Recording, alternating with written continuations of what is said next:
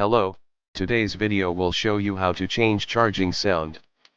First, open Shortcuts. If you deleted it before, you can download it back from App Store. Tap Automation at the bottom. Here are two options on the interface, and choose Create Personal Automation.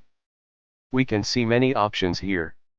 You can set any sound when you arrive somewhere, get email from someone, connect to the very Wi-Fi and so on. Now we'll show you change sound when your iPhone connects to power. So we choose the last option, charger. You can set sounds whether your charger is connected or is disconnected. Here we choose is connected. And click add action. You can set speak text when your charger is connected. Type any words by clicking text. In show more options, you can set rate, pitch, language, and voice of speaking text. Also you can add more actions by tap the plus button. This time we set volume. Tap the volume here and you can adjust the volume.